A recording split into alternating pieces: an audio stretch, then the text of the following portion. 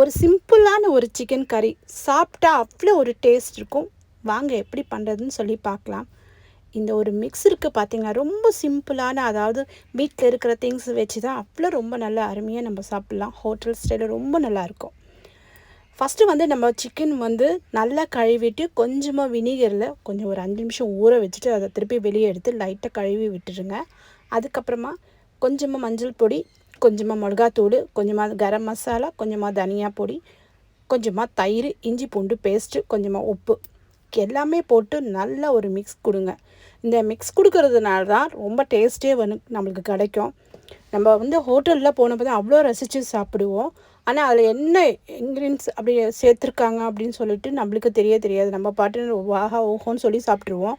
அதனால் அங்கே சாப்பிட்றது பதிலாக நம்ம வீட்டிலையே சாப்பிட்லாம். அவ்வளோ ரொம்ப நல்லாயிருக்கும். ரொம்ப சிம்பிள் தாங்க.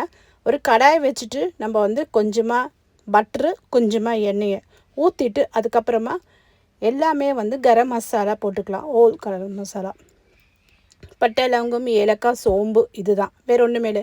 அது போட்டு நைட்டாக கொஞ்சம் வறுத்துடலாம். அதுக்கப்புறம் வெங்காயம், ஒரு 4 வெங்காயம் பொடிசாக கட் பண்ணிவிட்டு வெங்காயத்தை போட்டுருங்க. அது பச்சை வாசனை போகணும், நல்லா கோல்டி கலரை வரணும். அதுக்கப்புறமா இந்த சிக்கன் வந்து அதில் போட்டுடலாம். எண்ணெய் வந்து ரொம்ப கொஞ்சமாக தான் பிடிக்குங்க. இதுக்கு எண்ணெயே ரொம்ப தேவையும் இல்லை. ஒரு 4 ஸ்பூன் எண்ணெய் இருந்தாவே போதும். போட்டுட்டு ஒரு 5 நிமிஷத்துக்கு அப்புறமா வந்து ஒரு மிக்ஸ் கொடுக்கலாம். மிக்ஸ் கொடுத்தா என்னென்னா அந்த இருக்கிற கொஞ்சம் எண்ணெயும் மேலே வரும். அதுக்கப்புறமா ஒரு 5 நிமிஷத்துக்கு அப்புறமா அந்த தக்காளி, ஒரு 2 தக்காளி, பழுத்த தக்காளி போட்டுடலாம். ரொம்ப கம்மியான இன்க்ரீடியன்ஸ் தான் வச்சு தான் இந்த நம்ம சிக்கன் கறி பண்ணுறோம். தக்காளி போட்ட அப்புறமா இதுக்கும் கொஞ்சம் நேரம் விட்டுடலாம். மூடி போட்டு நல்லா கொஞ்சம் வெந்து வரட்டுங்க. அதுக்கப்புறமா மூடி திறந்து பார்த்தீங்கன்னா உங்களுக்கு வந்து நல்ல ஒரு வாசனை கமகமன்னு வரும்.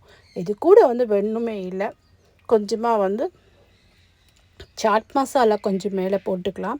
அதுக்கப்புறமா வந்து வெந்தயம் இலைகள் இருக்கிற அந்த இடத்த போட்டுக்கலாம். அந்த இலையெல்லாம் நல்லா ஷெஃப் பண்ணி அப்படி போட்டுட்டோன்னா அதுக்கப்புறமா அந்த தட்டில் இருக்கிற தண்ணியை ஊற்றிடலாம்.